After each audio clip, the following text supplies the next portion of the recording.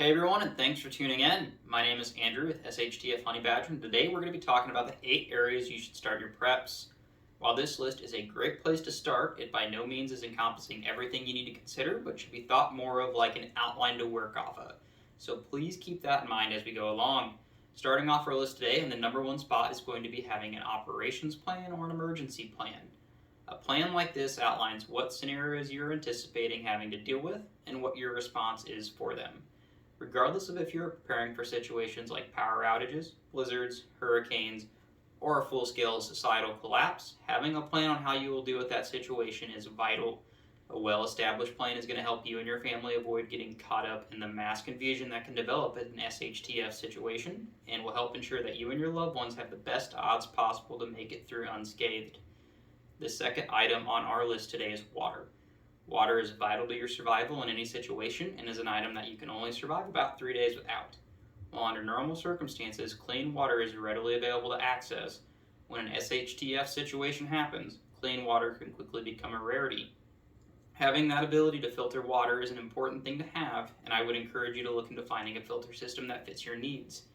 A great way to start, though, before even having to decide on that filter system, would be by building up and maintaining a stockpile of bottled water you can use for drinking and cooking. Keep in mind that you want to account for 1 gallon of water per day per person at a sustainable rate. Having a couple weeks worth of water on hand will already put you in a better position than the vast majority of people to deal with anything that comes your way. The third item to consider is food.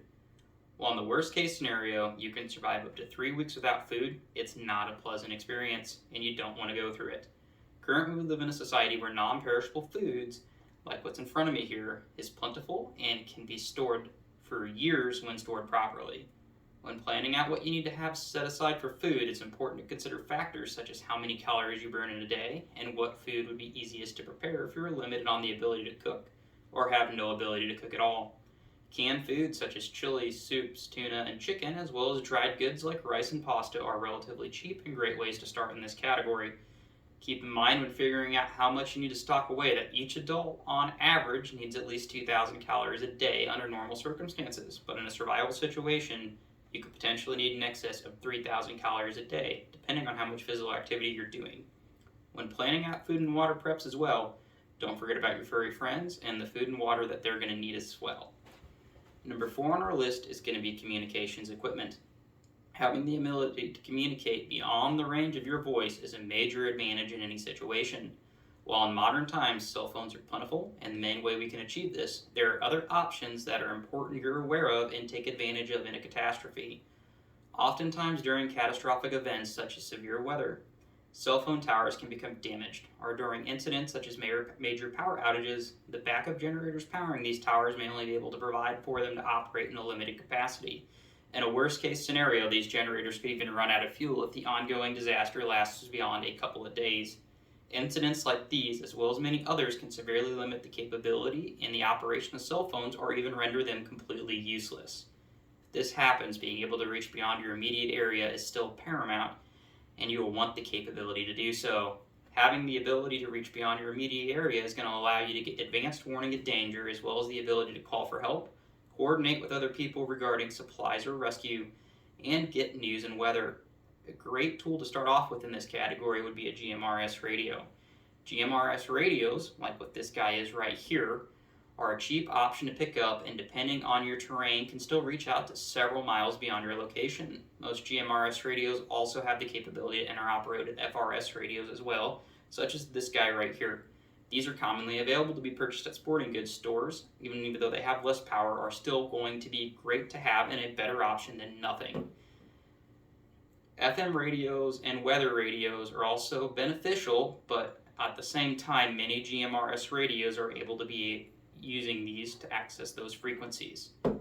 The area we're going to be considering today is medical supplies. When stocking medical supplies, you should take into account and put special attention to any personally needed items such as prescription medication and over-the-counter medications that need to be taken on a regular basis.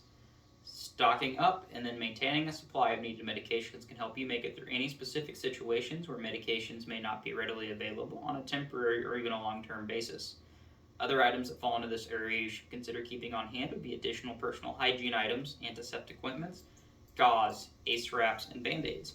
If you find yourself in a situation where medical care is no longer readily available, remember, even the smallest of cuts can develop into a deadly affection if left untreated. Ensuring you have items on hand to treat those minor injuries early on will help keep you safe and healthy and prevent them from becoming a major problem later on down the road. Our number 6 area to take into account would be self-defense and support equipment. Items that fall under here would be things such as firearms, body armor, chest rigs, helmets, and their associated accessories. While this can be a fun area to focus on, it's far too often an area people focus too heavily on at the expense of their other preps. I want to make it clear it is important to have the capability to protect yourself and your loved ones, but at the same time, limiting your budget in this area and spending your money on an $800 rifle, a $500 handgun, and a couple $100 on support equipment and ammunition that you actually get out and train with is going to get you a lot further along than spending several $1,000s on a dozen guns that just sit in the back of your closet. Remember, if shit hits the fan, it doesn't matter how expensive or fancy your guns are, or how many guns you have if you don't know how to use them, or if you end up starving to death because you spent all your money on guns and bullets instead of rounding out your other preps. In the end, for the average person, just remember having the capability to defend yourself is important, but it's by no means the only area you should be focusing on. The 7th area to consider would be shelter. While in many instances sheltering in place may be the safest and smartest option to take, there are factors you need to consider. Things you want to consider when determining how and where you plan to shelter would be how defensible your position is, what improvements or upgrades you can take to fortify your location to better deal with critical incidents, is your location's surroundings hindering or helping you in an emergency, and how many supplies can you realistically keep on hand at that location. You also need to consider where you can shelter outside of your home if something happens where your home is no longer habitable or a safe location to be. Having an alternative shelter location doesn't necessarily mean you need to go out and buy a cabin in the middle of the woods. It can be as simple as having a cache of supplies at a trusted friend's or relative's house and being able to move there in the event your primary location is no longer safe. The 8th and final category to start your preps in would be with tools. Tools can be anything you need to help make your life easier on a normal basis, effect repairs, or build things. Great examples of tools to make sure you have would be simple things like can openers, shovels, flashlights, and hammers, but would also include more complex items such as battery-powered drills, impact drivers, circular and reciprocating saws. Having a good array of tools at your disposal can greatly increase your capability during any situation. Starting off with some basic hand tools will give you the capability to conduct minor repairs or build some basic items, but stepping up to a good starter set of basic battery-powered tools containing that drill, impact driver, circular saw, and reciprocating saw, and a method to keep those batteries charged, such as a generator or a solar panel, will be of a great benefit. With these tools, you have the ability to easily cut up wood to use it to secure and reinforce doors and windows, make repairs, build structures, clear storm debris, or even in a limited scope to help rescue people that are trapped under rubble or debris. Most battery-powered tools also have adapters that let the batteries be used to charge small electronics. An investment into this category will go a long way in helping you be self-reliant in any situation. A bonus category we want to throw on this list today is going to be training and practice. No matter how well you round out your other preps, it doesn't matter if you don't know how to use them when things go south. Get out in the field and get used to using your off-grid cooking equipment. Practice filtering your water and using your firearms and gear. Check how your radios work between you and your friends and family's locations. Getting out there and practicing and training will give you that leading edge to help you pull through even the hardest of times. Thank you for tuning in to SHTF Honey Badger, and don't forget to hit that like and subscribe button down below.